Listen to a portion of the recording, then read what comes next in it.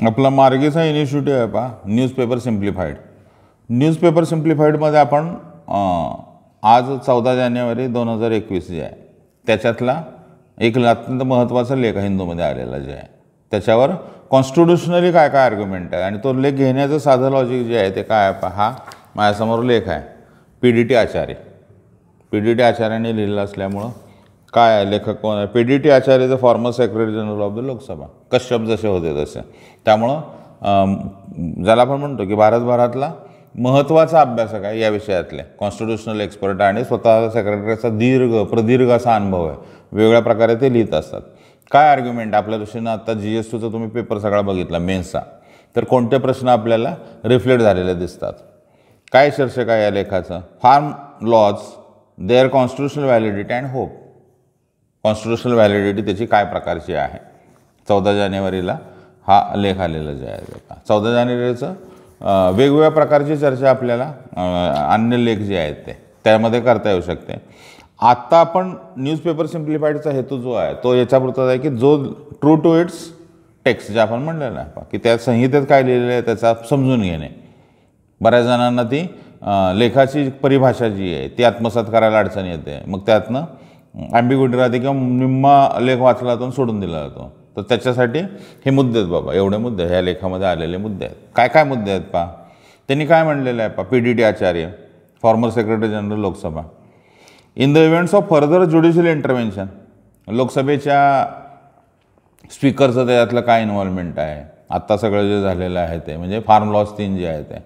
राज्यसभेमध्ये काय झालेलं होतं, सुप्रीम कोर्टानं त्याच्यावर समिती नेमलेली आहे, त्यातला एक सदस्य काय म्हणतो, त्याचं अंडरस्टँडिंग काय. वेगवेगळ्या प्रकारे गतिमान घटना आहेत.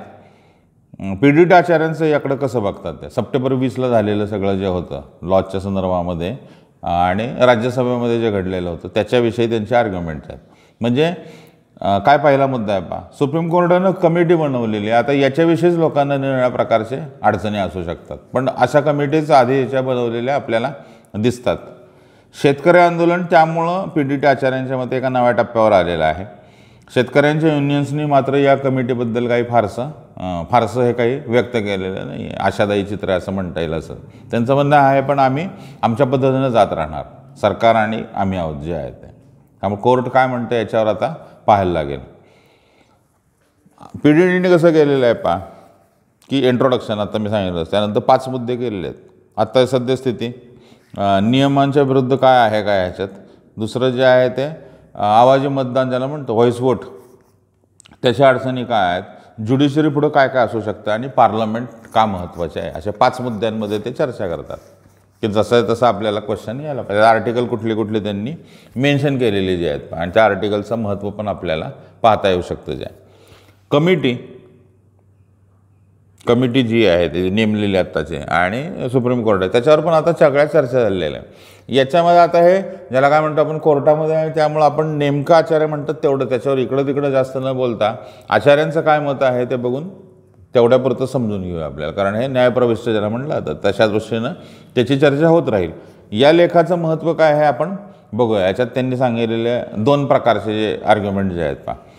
एक जे आहे ते काय 7 शेड्यूल ज्याला म्हटलं ना की हे का पॉप्युलर विधान जे दिलं जातं की हे पण केंद्र सरकारचा विषय नाही, शेती हा राज्य सरकारचा 7 शेड्यूल. मग ते सगळ्यांनी चर्चा केलेली आहे पहा. त्यातली 7 शेड्यूलमधली एंट्री 24 आहे का, मग कॉन्करंटमधली 33वी एंट्री आहे का, हे सगळं आपण आता गेले काही याच्यामध्ये ऐकतोच आहोत. PDTचा मुद्दा त्यापेक्षा वेगळा आहे. शेतकऱ्यांच्या दृष्टीनं शेतकऱ्यांचं म्हणणं काय की रिपील करा ॲक्ट, कायदे सुधारले पाहिजेत, अन्यथा अनिश्चित काळासाठी आंदोलन चालू राहील, अनिश्चित काळासाठी सुरू जाईल. कमिटीचा रिपोर्ट हा कॉन्स्टिट्युशनल एक्सपर्ट म्हणून त्यांच्यासमोरचा प्रश्न आहे की हा रिपोर्ट आला तर या रिपोर्ट, कारण तुम्हीच नेमलेली कमिटी आहे, या रिपोर्टचा तुमच्या निर्णयावर निवाड्यावर काय परिणाम होईल का, असा होता कामा नये का, व्हायला पाहिजे का, हा इथिकल प्रश्न आहे. आणि कॉन्स्टिट्युशनल व्हॅलिडिटी काय आहे याची, या सगळ्याची जी आहे त्याच्याविषयीचं पण अंडरस्टँडिंग जे आहे ते सुद्धा नीट पाहायला पाहिजे असं त्यांचं म्हणणं आहे की तो जो निर्णय असेल त्या निर्णयाचा एक कमिटीने काहीतरी सांगितलं ह्या गोष्टी करायला पाहिजे. आणि सुप्रीम कोर्ट यांची काहीतरी याच्यावर बोलेल, जो आत्ता कोर्टमध्ये आलेले हे सगळी चर्चा आहे पहा. सुप्रीम कोर्ट याच्यावर काय बोलेल हा त्यातला मुद्दा आहे. सरकारच्या बाजूनं काय म्हणलं तर कोर्ट याचं एक आर्ग्युमेंट समजून घेत आहे. मॅक्सिमल त्यांनी वापरलेला शब्द काय, मॅक्सिमलिस्ट अप्रोच आहे to repeal farm laws repeal करण्याच्या दृष्टीने जे म्हणलेलं आहे. आणि रिपील होणार नाही तशी सरकारची भूमिका आहे का. आणि सध्या ते मॅक्सिमलाइज पोझिशनमध्ये म्हणजे काय करतात ते जास्तीत जास्त पद्धतीने आपल्या पद्धतीनं हे आहे तसं ठेवणं जे आहे ते. कॉन्स्टिट्यूशन एक्सपर्ट म्हणून काय म्हणतात की सिम्पल लेजिस्लेटिव्ह ॲक्टनं सुद्धा ते रिपील होऊ शकतात. हे त्यांच्यावर आहेत पहा, सिम्पल लेजिस्लेटिव्ह ॲक्ट. पण म्हणजे जिथं लोकसभेला मेजॉरिटी आहे पण सरकारचे मुद्दे आणि सरकारच्या बाजूनं अंडरस्टँडिंग आहे ते पण आपण समजून घ्यायला, हा पण त्यांनी मांडलेला मुद्दा आहे. म्हणजे सद्यस्थिती पहिला मुद्दा झाला. दुसरा मुद्दा काय आहे की हे नियमांमध्ये बसत नाही आहे का, कुठले कुठले रूल्स आहेत. म्हणजे समजा लोकसभेचे काही रूल्स आहेत, प्रोसिडिंगचे, राज्यसभेचे काही रूल्स आहेत. Constitutional validity of the farm laws, constitutional validity जी आहे ते याला SCमध्ये आव्हान दिलं गेलेलं आहे का. Parliament has no legislative competence, quote on quote आहे पा, parliament has no legislative competence to enact laws the subject matter which essentially state list. 7 शेड्यूलच्या स्टेट लिस्टमध्ये दुसऱ्या लिस्टमध्ये असल्यावर पार्लमेंट करू शकतं का. आता काही ठिकाणी आपल्याला करता येत नाही, पण त्याची प्रोसिजर आपल्याला माहिती आहे काय काय प्रकारे म्हणलेलं आहे. राज्यसभाने त्याला हे द्यायला पाहिजे वगैरे. आत्ताचा इश्यू काय आहे पहा, राज्यसभेचे फार्म बिलवर वोटिंग झालं नाही. जे वोटिंग झालं ते काय म्हणलेलं आहे, PDT आचार्य म्हणतात. म्हणजे ह्याच्यात त्यांच्या दृष्टीनं काय की 7 शेड्यूलपेक्षा त्यांचा मुद्दा जो आहे तो प्रोसिडिंग्स आहे. ते प्रोसिडिंग नीट फॉलो केलेले नाहीत आणि त्यामुळं ते रूल्सच्या अगेन्स्ट आहे. 1 आणि 2 त्यांचं म्हणणं काही याच्यामध्ये कॉन्स्टिट्युशनलचे आर्टिकल पण व्हायोलेट होतात आणि त्यामुळं त्याचा पण काय संबंध आहे तो पण त्यांनी समजून सांगण्याचा प्रयत्न केलेला आहे. रूल्स ऑफ द हाऊसप्रमाणे नाही. 1 जुलै 64 पासून साधारणतः ते राज्यसभेचे रूल्स निर्माण झालेले जे आहेत पहा. 118 आर्टिकल 118(1) प्रत्येक सभागृहाला त्या प्रकारचं आपापलं रूल्स रेग्युलेशन तयार करण्याची परवानगी आहे. मग याच्यात रूल कुठले आहेत, मी आता ते तपशिलात न जाता फक्त 37वा 125 राज्यसभेचे, 126, 252, 257 वेगवेगळ्या रूल्सबद्दलची चर्चा करता येईल. त्या प्रत्येकाच्या रूल्सच्या तपशिलामध्ये जाता येईल. ते रूल्स पण असे पूर्वपरीक्षा दृष्टीनं करून ठेवायला पाहिजे. या रूलमध्ये हे आहे, या रूलमध्ये हे म्हणलेलं आहे. राज्यसभेच्या ह्यात काय म्हणलेलं आहे पहा त्या रूल्सला, चेअरनं ऑर्डर द्यायला पाहिजे काय, रेकॉर्डिंग ऑफ वोट्स, त्याचं रेकॉर्ड करा आणि डिव्हिजन कशी आहे ती पहा. जर एका सभासदानं जरी मागणी केली तरी ते व्हायला पाहिजे. आवाजी मतदान करता कामा नये म्हणलेलं, व्हॉइस वोट जाता कामा नये. आणि त्यावेळेच्या डेप्युटी चेअरपर्सन जे होते, डेप्युटी चेअरपर्सननी ते केली नाही. काही सभासदांनी लाऊडली आणि खुल्यापणानं ती मागणी केलेली होती तरी झालेलं नाही. मग हा सभागृहात गोंधळ झाला. त्याच्याविषयी पण त्यांनी लिहिलं की नियंत्रण ठेवणं आवश्यक होतं पण ते झालेलं नाही आहे. सभासद गोंधळ करायला नको होता, पण सगळीकडे तो नेहमीप्रमाणेच होत असतो. आता नेहमीप्रमाणे हे काही समर्थनीयतेचं नाही आहे, PDT आचार्यांनीच मांडलेला मुद्दा आहे. मग अशा गोंधळाच्या स्थितीमध्ये डिव्हिजन जी आहे ती रेकॉर्डेड असायला पाहिजे, हा त्यातला मुद्दा आहे पहा. त्यामुळं हे व्हायोलेशन ऑफ रूल आहे. हा रूल आहे राज्यसभेचा की एका नजरे मागणं केली तरी तुम्ही व्हॉइसला न जाता रेकॉर्डेड आणि डिव्हिजन त्याची करायला पाहिजे, ज्याचा तुमच्याकडं कुठल्याच प्रकारचं आत्ताच्या ह्याच्यामध्ये झालं नाही. आणि त्यामुळं कदाचित हे नियमबाह्य ठरतील काय. आता कोर्ट काय म्हणतं त्याच्याकडे येऊया. दुसरा PDTचा मुद्दा काय आहे पहा की व्हॉइस वोट हे अनरेकग्नाइज आहे, त्याला मान्यता देणार नाही आहे पुढं जर कोर्टात होईल कोणी, कारण मागणी झालेली होती जी आहे. त्यामुळे नियमांचं पालन झालेलं नाही याच्याविषयी स्पष्टपणे त्यांनी लिहिले या लेखामध्ये. 14 जानेवारीचा आपण जो लेख बघतोय तो. पुढं काय होतं ते पण आपण बघूया पहा. दुसरा त्यापेक्षा त्यांचा आणखी सिव्हिअर मुद्दा जो आहे तो की रूल्स केवळ नाही आहे तर कॉन्स्टिट्युशनल सुद्धा काय व्हायोलेशन्स आहेत का. जसं आर्टिकल 100 आहे समजा त्यांचं म्हणणं, all questions at any sitting of either house shall be determined by the majority of votes as a member and present of voting. तिथं असणारे जे आहे ते, त्यामुळं शब्द त्यात काय आलेला आहे पहा, shall be determined by majority of the votes. आणि त्यामुळं वोटिंग त्याचं व्हायला पाहिजे जे आर्टिकल 100 जे म्हणलेलं आहे.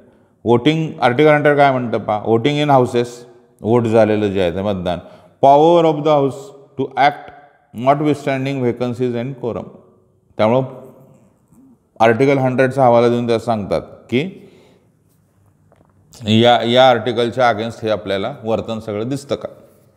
Article 100 this article requires, PDT लिहितात पहा, that all questions in the house should be determined by recording of votes by members present and voting. Recording व्हायला पाहिजे होता, नुसतं व्हॉईस न होता कामा नये. त्यामुळे आर्टिकल 100चं पण व्हायोलेशन आहे. Majority could not be determine by voice vote. त्यामुळे आपल्या दृष्टीनं लक्षात ठेवण्याच्या दृष्टीनं काय रूल्स कुठले कुठले आहेत त्याच्यातले आणि आर्टिकल्स कुठल्या कुठल्या प्रकारचे, शेड्यूल्स कुठल्या कुठल्या प्रकारचे आलेले, 7व्या शेड्यूलमध्ये एंट्रीज काय काय आहेत फॅक्च्युअल जर आपण बघितलं तर. त्यामुळे constitution does not recognize voice vote to determine majority in a legislature. सरळ त्यांचं वाक्य अवतरणामध्ये म्हणलेलं constitution does not recognize voice vote to determine. मग याच्याविषयी काही केसेसचा पण ते आधार देतात आपल्या विधानाला जे आहे, जे आपल्या दृष्टीनं लिहिताना पण महत्त्वाचं आहे की बाबा हां हे रामपाल केस आपण राया रामपाल केस त्यांनी सांगितलेली आहे 2007मध्ये झालेली आणि त्याची आर्ग्युमेंट जी आहेत ती कशा प्रकारे पुढे आणलेली जी आहेत ते त्याच्यातलं आर्ग्युमेंट आहे. सभासदांनी डिमांड केल्यावर रेकॉर्ड होणं आवश्यक होतं ॲक्च्युअल वोट जे म्हणलेलं आहे, तसं घडलं नाही आणि त्यामुळे हे व्हायोलेशन ऑफ रूल आणि व्हायोलेशन ऑफ कॉन्स्टिट्यूशन आर्टिकल 100च्या अगेन्स्ट त्यांनी जे म्हणलेलं आहे. ज्युडिशरी समोर काय पर्याय आहेत ते आर्टिकल 122 परत हवाला देतात. आर्टिकल 122मध्ये काय म्हटलेलं आहे, कॉन्स्टिट्यूशन मग असं जे आर्टिकल जे होतं ते काय होतं 100च्या अगेन्स्ट त्यांनी चर्चा केलेली होती. आता कुठलं 122 आलेलं आहे. Constitution protects the proceeding of the house. Constitution protects the proceeding from judicial review. सरळ वर्डिंग आहे. कॉन्स्टिट्यूशन म्हणजे हा जुना वाद आहे. प्रिव्हिलेजच्या अगेन्स्ट असेल तर तुम्ही आमच्या प्रोसिडिंगसाठी काय बघू शकत नाही आहे. मग केशवसिंग केसमध्ये, इनाडू केसमध्ये, अनेक प्रकारच्या केसेसमध्ये हे कोर्टाला वेळोवेळी पार्लमेंटनं दाखवून दिलेलं आहे की तुमचं हे काही इथं येणं आम्हाला मान्य नाही आहे.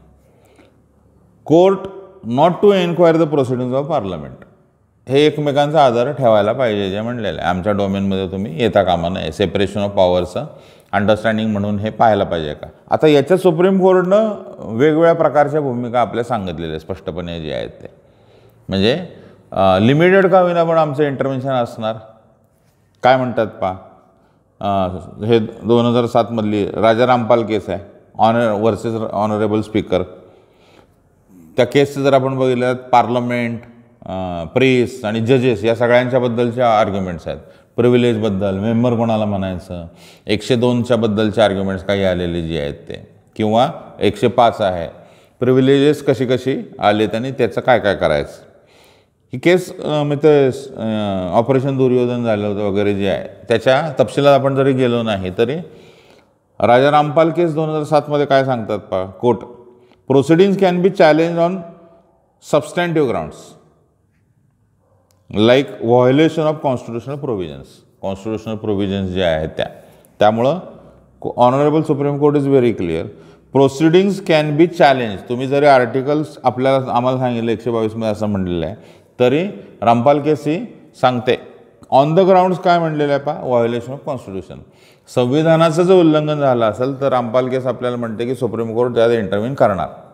आणि इथं PDDने 2 वेळा असं दाखवलेलं आहे की रूल्स व्हायोलेट झालेले आहे आणि संविधान व्हायोलेट झालेलं जे आहे. आता हे वादग्रस्त आहेत पण हे एक आर्ग्युमेंट आलेलं आहे म्हणून आपण बघतो. याच्या निर्णया प्रकारचं इंटरप्रिटेशन करणारे लोक आहेतच.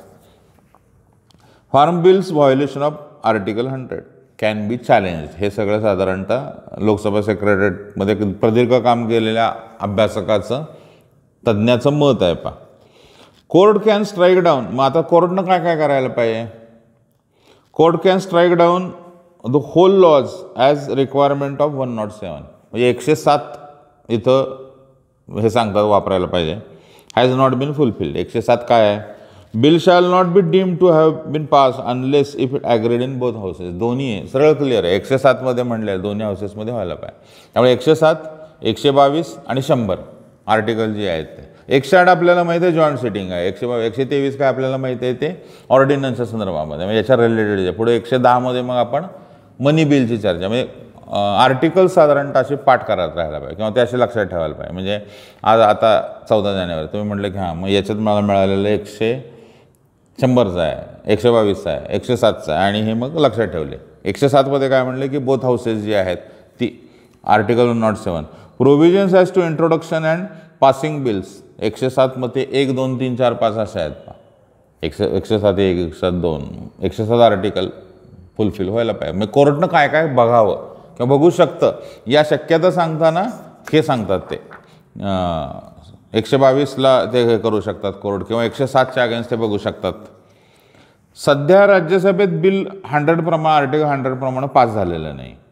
मग हे जसं यांचं आर्ग्युमेंट आहे बाकी मग त्याच्यावर काय काय होऊ शकतं की मेजॉरिटी डिटरमाइन झाली नाही असं जर निष्कर्ष काढला कोर्टानं 107च्या अगेन्स्ट किंवा 122च्या अगेन्स्ट 100 आर्टिकल 100 व्हायोलेट झालेलं आहे किंवा तिथं उपयोगी नाही आहे क्वेश्चन मार्क आहे तर court may invalidate proceedings of Rajya Sabha Rampal case जे म्हणलेलं आहे आणि ॲक्ट्स हे जे आहेत हे पुन्हा ते in according to constitutional provision परत पाठवू शकतात जे आहेत हाऊसकडं असं कोर्ट करू शकतं. याला काय म्हणलेलं आहे it's good opportunity to revisit your whole procedure. मग याच्यात त्यांनी सांगितल्याप्रमाणे राज्यसभेच्या सिलेक्ट कमिटीकडे परत पाठवता येईल. राज्य सिलेक्ट कमिटी मग शेतकऱ्यांना आणि चर्चा करेल आणि मग तुम्हाला ते डेमोक्रॅटिक प्रोसेस परत मांडता येऊ शकेल काय. दुसरा पर्याय जो आहे तो की कोर्टानं असं करण्याच्या वेळी सरकारनं बिल मागं घ्यायचं परत ते राज्यसभेकडे पाठवायचं नवं बिल तयार करायचं आणि सद्यस्थितीला सामोरं जायचं. म्हणजे संविधानाच्या बरोबर राज्यसभेच्या आणि याच्याबरोबर लेजिस्लेटिव्ह आणि एक्झिक्युटिव्ह जे आहेत म्हणजे सरकारनं गव्हर्नमेंटनं ते करायला पाहिजे. सेंट्रलिटी काय आहे या सगळ्यात पीडीटी परत कन्क्लुजनला काय येतात ते म्हणतात कोर्टाच्यापेक्षा संसद ह्या सगळ्या सेंट्रलिटी त्यांनी टायटल दिलं पण सेंट्रलिटी टू पार्लमेंट. पार्लमेंट ह्याच्यामध्ये सेंट्रली काय प्रकारे काम करते. ओनली कॉन्स्टिट्युशनल व्हॅलिडिटी कोर्ट बघेल कोर्टात जर काम असेल असं हे वादग्रस्त आहेत ना. कंप्लीट जस्टिस कसा येतो 142 याच्यामध्ये मग आपण PIL आणून काही गोष्टी हे केलेत का बेसिक स्ट्रक्चरमध्ये काय काय आहे कोर्टानं काय करायला पाहिजे याच्याशी निरनिराळ्या प्रकारचे वाद आहेत. त्याच्या तपशिलामध्ये आपण न जाता honourable supreme court only constitutional validity of the law only constitutional validity जी आहे हे बघणं काम आहे का. आणि तसं बघायचं तर मग ॲजिटेशन आणि याच्याबद्दल काय आपण कॉमेंट करावं एक लिमिटेड सगळं संपूर्णतः बिहेवियर असायला पाहिजे. ऑनरेबल सुप्रीम कोर्टाचा हा सुप्त क्वेश्चन त्यांनी विचारलेला आहे. सेंट्रलला आहे ते संसद. द कोर्ट लिगॅलिटी आणि कॉन्स्टिट्युशनॅलिटी ऑफ लॉज संसदेनं बाकी सगळं बघायला पाहिजे. कोर्टाचं काम हेच आहे लिगल आहे का आणि कॉन्स्टिट्युशनल आहे का. संसदेनंच याच्यावर सोल्युशन द्यायला पाहिजे. याच्यावर आपल्याला पीडीटी आचार्य येऊन थांबतात पहा त्याचं कन्क्लुजन जे आहे. सरकार हे संसदेला जबाबदार असतं आणि संसदेचीच ही जबाबदारी आहे आणि त्यामुळं वी द पीपल आपण निर्माण केलेली संसद आहे आणि या संसदेनंच ह्याच्याकडं गांभीर्यानं पाहायला पाहिजे आणि संसदेनंच सेंट्रली काम करणं आवश्यक आहे. संसद हा सगळा एक मोठा घटक जो आहे ज्याच्यात राज्यसभा असेल किंवा सरकार असेल यापेक्षा मोठं असणारं संसद आहे आणि त्यामुळे संसद काय याच्यावर विचार करते हा त्यातला खरा कळीचा मुद्दा हा त्याच्यामधला आहे. कोर्टापेक्षा संसदेनं त्याकडं कसं बघताय. अजून याच्यात गोष्टी बदलत जातील पहा पण आपल्या दृष्टीनं ही न्यूजपेपर सिम्प्लिफाईडमध्ये हा जो आलेला लेख होता पहा त्याच्या दृष्टीनं काय म्हटलेलं आहे. कन्क्लुजनचे मुद्दे काय आहेत पहा. We may not forget that the issue that needs to be settled by top court is only the constitutional validity of the laws आणि the only condition that government which is accountable to parliament should genuinely demonstrate. आणि त्यामुळं सेंटरला संपूर्णपणे जे आहे ते पार्लमेंटला सेंटरला आणून कसं काम करायला पाहिजे ही न्यूजपेपर सिम्प्लिफाईडची महत्त्वाचा इश्यू म्हणून 102, 100 म्हणजे त्याच्यातल्या महत्त्वाच्या आर्टिकल्स आणि मग आलेल्या केसेस जे आहेत ते मग 107च्या अगेन्स्ट तुम्ही काय करू शकता 102चा इनडायरेक्ट 100 102 नव्हे 122, 100 आणि 107 याची सगळ्याची चर्चा जी आहे ती त्याच्यामध्ये गेली. 102 ऑफिस ऑफ प्रॉफिट वगैरे त्याची वेगळी चर्चा 102 चुकून म्हणाल. 100 आर्टिकल आहे 127 आहे 127चं जे अंडरस्टँडिंग जे आहे ते काय काय प्रकारचं 122चं अंडरस्टँडिंग काय प्रकारचं आलेलं आहे आणि 122च्या याच्यामध्ये कन्क्लुजनला आपल्याला काय घेता येईल जे आहे. त्यामुळे टू कन्क्लूड काय आपल्याला याचं सांगता येईल पहा. आर्टिकलच्या रूल्स रेग्युलेशनमध्ये 37, 125, 126, 252, 257 100वा आर्टिकल आहे 122वा आर्टिकल आहे 127 122वा आर्टिकल आहे आणि 107 परत 1 ते 5 जे आहे ते त्याच्या दृष्टीनं साधारणतः आपल्याला हे हिंदू न्यूजपेपर सिम्प्लिफाईड थोडक्यात आपण त्याची चर्चा केलेली आहे पहा.